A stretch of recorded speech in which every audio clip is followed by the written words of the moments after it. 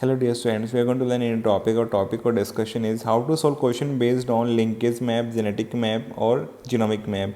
There are two types of question that may come in exam from this topic. One is from this one type question you have to find out the sequence of genes, and other you have to find out the distance between linked gene by finding out crossing or frequency. Hello प्यारे बच्चों, इस video में discuss करने वाले एक नया topic और हमारा टॉपिक का डिस्कशन है लिंकेज मैप, जेनेटिक मैप या जीनोमिक मैप पे बेस्ड क्वेश्चन सवालों कैसे हल किया जाएगा जो एग्ज़ाम में आए हुए हैं, यही हम सीखने वाले हैं। यहाँ पे दो तरह के सवाल या प्रश्न आते हैं, एक जिसमें लिंकेज मैप बना करके सीक्वेंस ऑफ जीन पता करना है, दूसरा हमें क्या करना है डिस्टेंस पता करना है नॉन एलिक लिंक्ड जीन के बीच में, जहाँ पे हमें क्रॉसिंग और फ्रिक्वेंसी निकालनी होगी। ये दोनों टाइप के क्वेश्चन एग्जाम में आए हुए हैं। जो लिंकेज मैप के क्वेश्चन है ज़्यादा इंपॉर्टेंट है, ये इजी भी होते हैं, ये एग्जाम में ज़्यादा आते हैं, तो ये हम दोनों सीखने वाले हैं। तो वीडियो बहुत ही इंपॉर्टेंट होने वाला है, वीडियो को एंड तक देखना। My name is Deepak Lather, I am going to explain all this in video.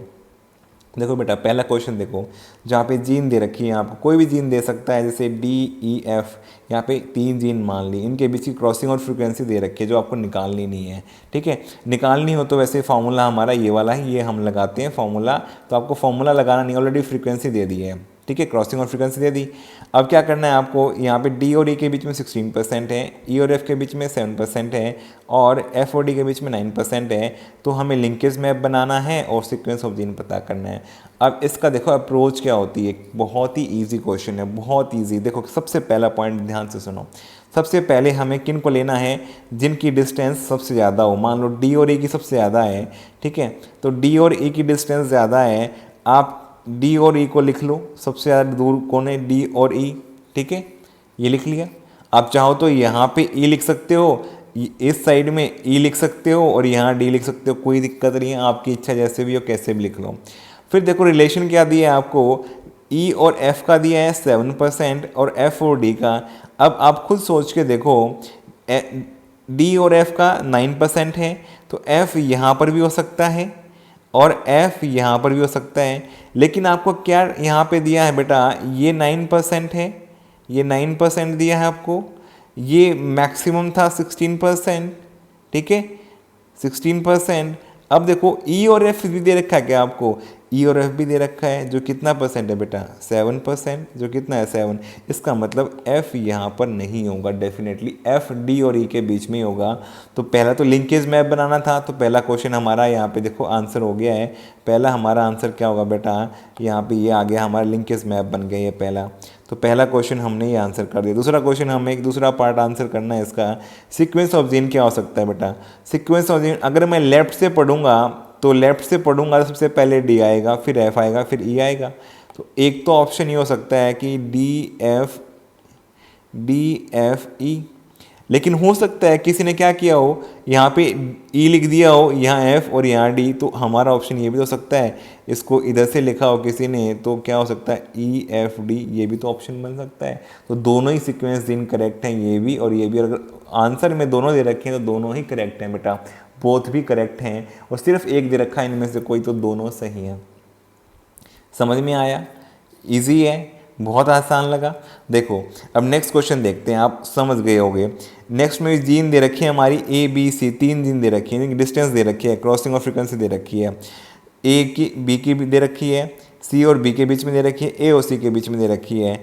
आपको यहाँ पे लिंकेज मैप बनाना है और sequence of gene find out करना है। आप सॉल्व कर लेंगे। आपको पहला क्वेश्चन समझ में आ गया तो आप अभी वीडियो को रोक करके इसको सॉल्व करने की कोशिश करो। मैं आपको सॉल्यूशन भी बताऊंगा, लेकिन आप खुद से ट्राई करने की कोशिश करो और फिर मैं आपको यहाँ पे ये बताने वाला हूँ। नाउ देखो हमें क्या करना है, सबसे पहला हमारा स्टेप क्या रहता है, यहाँ पे मैक्सिमम, सबसे पहले किस डिस्टेंस को लेना है, मैक्सिमम जो सबसे ज़्यादा है किसके बीच में है, यहाँ पर भी A और C के बीच में। तो मैंने अगर A को यहाँ लिया और C को यहाँ लिया तो ये मैक्सिमम डिस्टेंस हो सकती है, लेकिन कोई ज़रूरी नहीं कि जैसे मैंने A लेफ्ट साइड लिखा है और C राइट साइड, तो हो सकता है कोई इसको क्या कर दे, C को यहाँ पर लिख दे और A को यहाँ लिख ले, कोई दिक्कत नहीं है, हमें नो प्रॉब्लम। फिर हमें सेकंड पॉइंट क्या करना है, A और B का डिस्टेंस देखना है। तो B यहाँ पर भी हो सकता है और B यहाँ पर भी हो सकता है, लेकिन B और C का डिस्टेंस भी दे रखा है। B और C का डिस्टेंस कितना दे रखा है यहाँ पे, उसको भी देख लेंगे। देखो यहाँ पे A और B 12% है और B और C कितना परसेंट है बेटा, 11% है। 11% है, ये पॉसिबल है। इसका मतलब बी यहाँ नहीं होगा, तो ए और सी के बीच में ही बी कहीं होगा। तो यहाँ पे पहला पार्ट लिंकेज मैप बन गया। दूसरा पार्ट हमें क्या फाइंड आउट करना है, सीक्वेंस ऑफ जीन। सिंपल है, क्या सीक्वेंस बनेगा, या तो ए पहले आएगा, बी बाद में, और सी एंड पे, या फिर क्या हो जाए, सी लेफ्ट साइड से देखा जाए तो सी सबसे पहले और या सॉरी सी और फिर बी और फिर क्या हो जाएगा ए, सी बी ए, ये भी हो सकता है क्योंकि किसी ने हो सकता है यहाँ पे सी लिख लिया हो, यहाँ पे बी लिख लिया हो, यहाँ पे ए लिख लिया, तो डिस्टेंस इस तरह से भी यहाँ पे गिवन है। तो यहाँ पे सी और ए की डिस्टेंस 23% है, और आपको पता है ए और बी की 12% है, और बी और सी की कितनी है, 11% है। तो वेरी इजी फाइंड आउट कर लेंगे। इस पर और भी क्वेश्चन हो सकते हैं जो कि बाद में मैं प्रैक्टिस कराऊंगा, तो आपको और भी क्वेश्चन इस पर देखने को मिलेंगे। अभी आपको लिंकेज मैप बनाना आ गया, sequence of gene find out करना आ गया।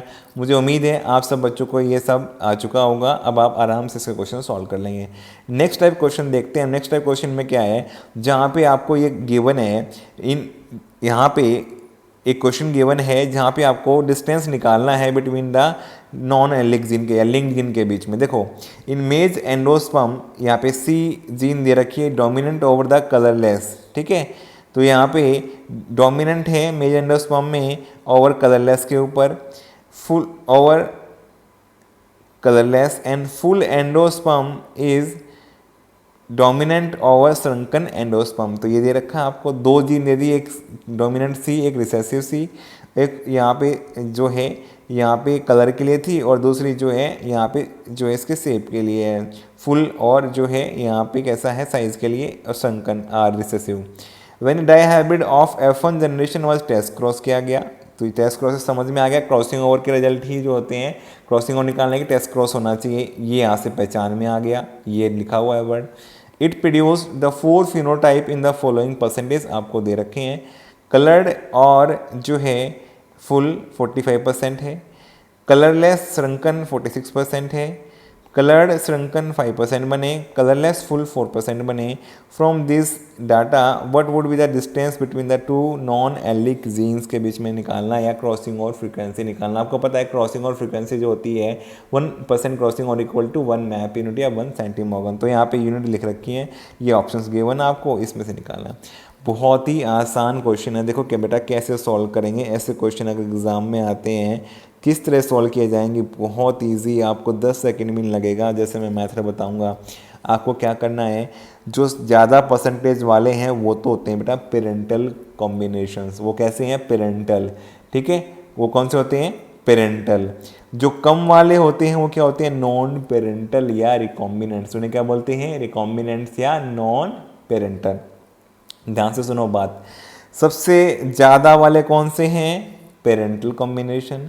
सबसे कम वाले कौन से हैं, नॉन पेरेंटल या रिकॉम्बिनेंट्स। और आपको पता है फॉर्मूला क्या होता है, फार्मूला हमारा परसेंटेज क्रॉसिंग ओवर निकालने का क्या है बेटा, number of recombinants formed after test cross divide by total number of offspring formed after test cross into 100।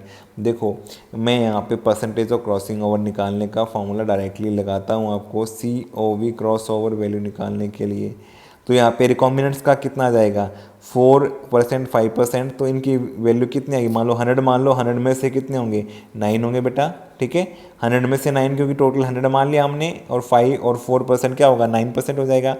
Total कितने हैं, देखो सबको ऐड करो, टोटल कितने बनेंगे, नॉन रिकॉम्बिनेंट या सॉरी रिकॉम्बिनेंट्स को भी ऐड कर लिया, नॉन पेरेंटल को ऐड कर लिया, पेरेंटल को ऐड कर कितना हो जाएंगे 100%। देखो 45 में 5 50, 46 में 4 50, टोटल ओवरऑल कितना हो गया 100।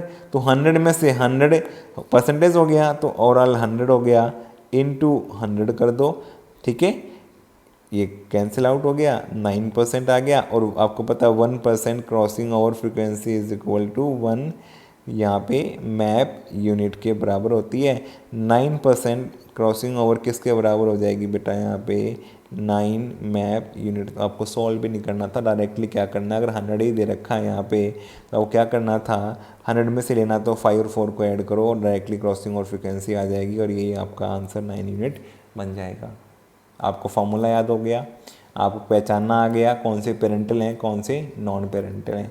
तो डिस्टेंस कितनी होगी 9 मैप यूनिट या 9 यूनिट यहाँ पे आंसर बन जाएगा आपका। तो करेक्ट आंसर यहाँ पे क्या बन जाएगा बेटा, करेक्ट आंसर आपका ये बन जाएगा यहाँ पे। ठीक है, नेक्स्ट क्वेश्चन देखते हैं। नेक्स्ट क्वेश्चन भी इसी के जैसा है, जहाँ पे आपको टेस्ट क्रॉस की यहाँ पे फ्रीक्वेंसी दी हुई है। Test cross of F1 flies, ये जीनोटाइप है, प्लस का मतलब होता है बेटा डोमिनेंट फॉर्म। ठीक है, डोमिनेंट एलील, रिसेसिव आपको लिखी रखी है। तो डोमिनेंट ए रिसेसिव ए मतलब heterozygous, dominant A recessive B, sorry dominant B recessive B heterozygous, produce the following offspring. ये आपको जीनोटाइप दे रखे हैं जो वहाँ पे बने थे। अब इसमें 4 दे रखे हैं आपको, और आपको फिर क्या फाइंड आउट करना है, फ्रीक्वेंसी ऑफ क्रॉसिंग और फाइंड आउट करना है, डिस्टेंस बिटवीन लिंक्ड जीन पता करना है आपको, और साथ में अरेंजमेंट ऑफ जीन कैसा होगा, ये सारे हम कैसे निकालेंगे। देखो आपको सबसे पहले तो क्या करना है, जो ज़्यादा वाले हैं वो कौन से होंगे बेटा, पेरेंटल, वो कौन से होंगे, पेरेंटल।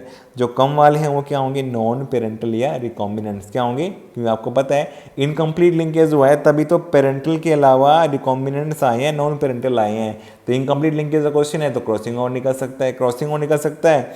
तो हमारा फॉर्मूला क्या होगा बेटा, क्रॉसिंग ओवर का फॉर्मूला क्या होता है, सिंपल सा फॉर्मूला है, जहाँ पे total number of recombinants formed after test cross divide by total number of springs formed after test cross into 100। तो यहाँ पे पहला पार्ट तो हमें फ्रीक्वेंसी निकालने के लिए क्या करना पड़ेगा, रिकॉम्बिनेंट्स का नंबर काउंट करना। तो 9 ये रे, 9 ये रे, टोटल 100 बन रहा है। तो बेटा यहाँ पे सब मिलाने से तो 9 + 9 18 होगा, डिवाइड बाई टोटल हमारा 100 है बेटा, और इनटू 100 कर देंगे तो कितना परसेंट आ गया बेटा, 18% आ गया।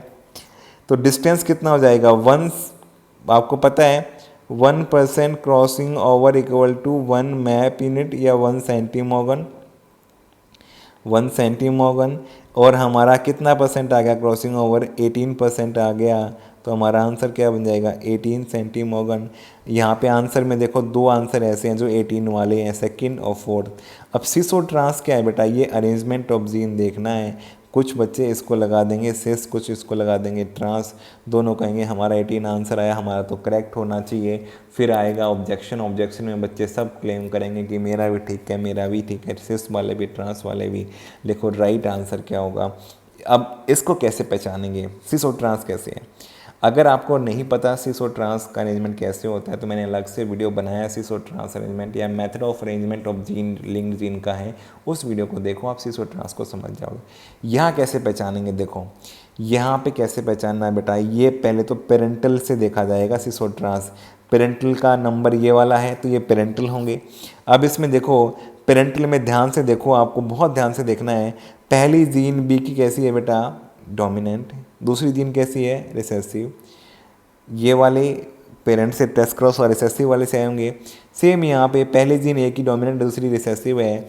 तो अगर यहाँ पे अरेंजमेंट ऑफ जीन कुछ इस तरह का है जो कि थर्ड पार्ट हम समझ रहे हैं, तो थर्ड पार्ट में हम इस तरह से देख पा रहे हैं कि यहाँ पे अरेंजमेंट जो है कुछ इस तरह से, यहाँ पे अरेंजमेंट जो है ए और बी जीन का कैसे है बेटा, जैसे कि आप देख सकते हो यहाँ पे क्या है, यहाँ पे बी जीन जो है ये किस तरह से है बेटा, यहाँ पे डोमिनेंट है एक तरीके से और इस पे रिसेसिव है। ठीक है, ऐसे ही यहाँ पे हो रहा है बेटा, आप ध्यान से देख सकते हैं यहाँ पे क्या हो रहा है, ये डोमिनेंट है और ये रिसेसिव है।